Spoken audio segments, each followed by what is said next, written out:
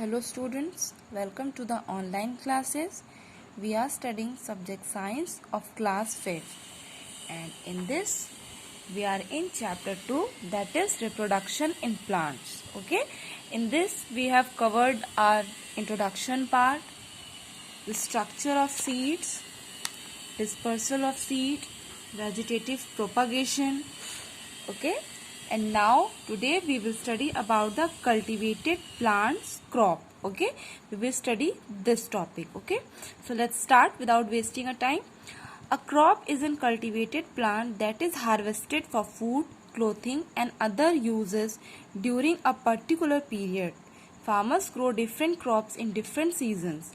Based on the growing season, the crops grown in India can be classified as kharif crop and rabi crop.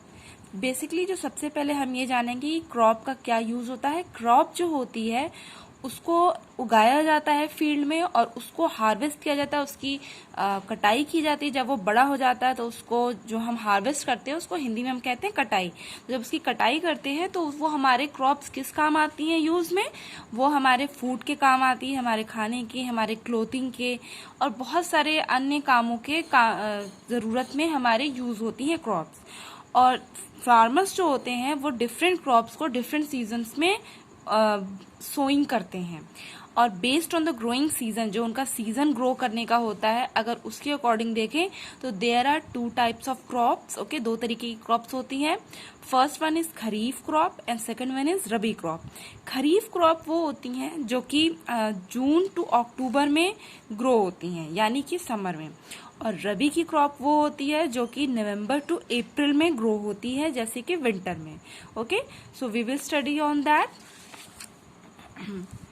Okay, now vegetables are grown for human consumption. Okay, vegetables जो है वो human consumption के लिए use होती हैं. Vegetables like cucumber, eggplant, brinjal, pepper, खोल रबी, गांठ गोभी, mushroom, pumpkin, lady's finger grow in summer. अब समर में जो ग्रोज होती हैं वेजिटेबल्स, उनके क्या नाम है? कुकुम्बर, एगप्लांट यानी ब्रिंजल, पेपर, गांठ गोभी, mushroom, pumpkin and lady's finger. Okay, and vegetables like cabbage, cauliflower, radish, peas, beans, asparagus, carrot, ये सारे जो हैं ये सब विंटर में ग्रोज होते हैं. Okay, now different crops require different kind of soil, climate and amount of water to grow. अब हर एक क्रॉप जो होती है वो एक दूसरे से डिफरेंट होती है, इसलिए उनको उगाने का सीजन अलग होता है. उनको डिफरेंट अलग अलग सॉइल्स में उनको हम ग्रो करते हैं, उनके लिए अलग क्लाइमेट चाहिए रहता है. Amount of water is also different for them. Okay, so let's start from here. Rice and jute required a level surface because they are grown in stagnant water on the clayey soil, as the clayey soil hold plenty of water. अब rice और jute जो होते हैं उनको grow करने के लिए हमें एकदम प्लेन फील्ड चाहिए रहता है जिसमें एक पानी ठहरा रहे, इसमें पानी रुका रहे. ओके, पानी उसमें रुका होना चाहिए और की जो सॉइल होती है वो क्लेई सॉइल यानी मिट्टीदार सॉइल जो होती है वो उसमें होती है. Now that is why more rice is grown in delta areas of West Bengal. Rice is also grown in plenty of the coastal area and river valleys. और इसीलिए राइस जो होता है वो वेस्ट बंगाल के डेल्टाज में ज़्यादा ग्रोन होता है. साथ ही साथ में जो कोस्टल एरियाज होते हैं वहाँ पे इसको ज़्यादा उगाया जाता है. Now, wheat requires warm and moist condition in the early stage of growth and the dry sunny condition in the later stages. अब वीट जो होता है गेहूं, उसकी फसल के बारे में ये लिखा गया है कि वीट जो है उसको ग्रो करने के लिए गर्म सीजन की जरूरत होती है और जब दूसरी स्टेज होती है तो उसमें हमें मॉइस्ट की जरूरत होती है, यानी नमी वाले मौसम की जरूरत रहती है. Okay, now cotton grow well in the black soil of western and central India. Cotton जो है वो कहाँ ग्रो होता है? कॉटन जो है ब्लैक सॉइल में ग्रो होता है और जो कि कहाँ पे है? हमारे सेंट्रल इंडिया में, western and central India. Millets like jowar, bajra and groundnut are grown in sandy soil and need less water. अब जो मिलेट्स हैं लाइक जवार, बाजरा और ग्राउंडनट्स जो हैं वो उनको कम पानी की जरूरत होती है ग्रो होने के लिए, इसलिए उनके लिए सैंडी सॉइल बेस्ट होती है, यानी रेत वाली soil. Okay, sugar cane required well drain fertile soil. अब शुगर केन जो होते हैं उनके लिए बहुत ही फर्टाइल सॉइल की जरूरत होती है ग्रो होने के लिए। T is cultivated on hill slope in well drain soil. T जो होती है वो हिल स्लोप्स में जो है वो ग्रो होती है, जहाँ पे सीढ़ीदार खेत होते हैं, स्टेयर्स पे खेत होते हैं, वहां पे फील्ड में ग्रो होती है। टी कहाँ पे ग्रो होती है? Tea is grown in Assam, West Bengal, Kerala and Tamil Nadu. Okay, maize grow well in dry soil of hill और प्लेन्स। अब मेज जो होता है यानी मक्का, उसकी खेती कहाँ होती है? ड्राई सॉइल ऑफ हिल और प्लेन्स। प्लेन और हिल्स के जो सूखी मिट्टी होती है वहां पे मेज को ग्रो करते हैं। Now the term arises agriculture. Agriculture refer to the process of preparing the land for the cultivation of crops and to the rearing of cattle. It is also referred to as farming. अब agriculture का मतलब होता है land को cultivation के लिए prepare करना, crop की कल्टीवेशन के लिए प्रिपेयर करना, जिसको हम अनदर वर्ड्स में फार्मिंग भी कहते हैं। It can also be defined as the practice of growing plants on a large scale. इसको हम ऐसे भी कह सकते हैं कि हम इसकी अगर हम किसी प्लांट को लार्ज स्केल पे ग्रो करते हैं तो उसकी प्रैक्टिस को भी हम एग्रीकल्चर में ऐड करते हैं। The various stages of crop production are preparing of soil, ploughing, sowing of seed, adding manure and fertilisers, irrigation, protection from weed and harvesting. These are the steps of them. Now protection of crops. Okay, अब crops का जो protection होता है वो कैसे होता है हम उसके बारे में जानेंगे। Crops have to be protected from. Crops को हम किस किस चीजों से प्रोटेक्ट करते हैं हम इसके बारे में जानेंगे। Grazing animal like cows, goat, sheep etc.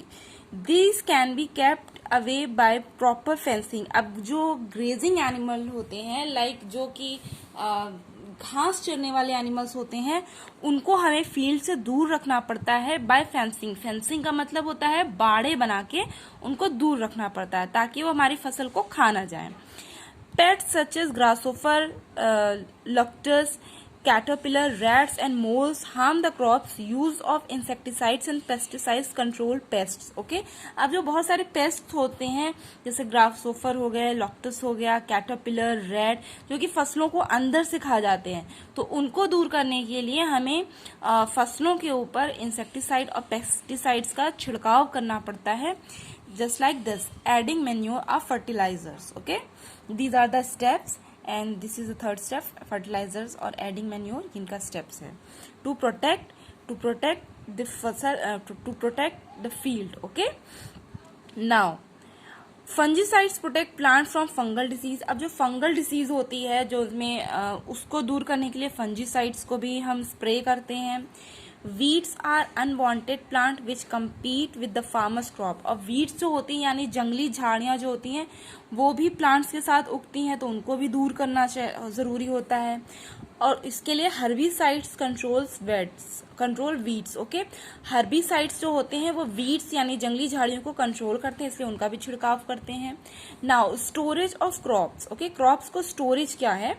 After harvesting of crops, food grain, particularly cereal grains and pulses need to be protected against moisture, fungi, insects and rodent. अब जो हमने जो फसल उगाई है, जो हमने क्रॉप की कल्टीवेशन की है, उसके बाद अब हमें जरूरत है उसको सेव करने की।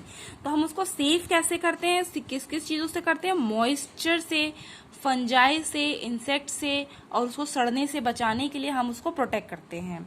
Okay, fungi develop best in warm and humid atmosphere. Okay, fungi जो होते हैं उनको गर्म और बहुत ही ह्यूमिड जो है नमी वाला, मॉइस्चर वाला एटमॉस्फेयर चाहिए रहता है जिसमें वो ग्रो करते हैं। Insects also need food, air and moisture to live and grain with moisture is the best place to live for them. अब इंसेक्ट्स जो होते हैं उनके लिए भी ये जो टाइम पीरियड होता है, ये मौसम जो होता है ये बहुत ही अच्छा होता है। गर्म और ह्यूमिड जो एटमॉस्फेयर होता है इनके लिए बेस्ट होता है, तो ये भी इसमें ग्रो करते हैं। rodents like rats, moles and squirrels also cause considerable damage to storage to store products. अब जो रोडेंट्स होते हैं जैसे कि रैट, मोल्स और स्क्वायरल्स, ये सब भी हमारी जो क्रॉप होती है उसको बहुत ही ज़्यादा डैमेज करते हैं जब उनको हम स्टोर करते हैं। So the harvested crops are the well dried grain must be stored in all right and seal container. इसलिए क्रॉप को हमें प्रोटेक्शन करने के लिए उसको हमें एयर टाइट कंटेनर में सील करके प्रोटेक्ट रखना चाहिए, ताकि उसको हम फंजाई से या फिर रोडेंट से या फिर जो इंसेक्टिसाइड्स हैं, इंसेक्ट्स हैं, उन सब से हम बचा सकें। So students, here your chapter is finished. Now the exercise part is also there. The first one is A, tick the correct option. B, filling the blanks. C, true and false statement. D, match the following. E, name the following. Okay. And F, give 2 examples for each of the following. A to F you will complete by yourself in book only. Okay, आपको इसे book में करना है. In the next video I will give the question, I will explain the question and answer in the next video. Okay, G and H I will explain in the next video. So A to F you will complete in book, and G and H we will complete in copy. Okay, so students, your chapter is finished. Now learn them, revise this. Okay, we'll see you in the next video. Bye bye.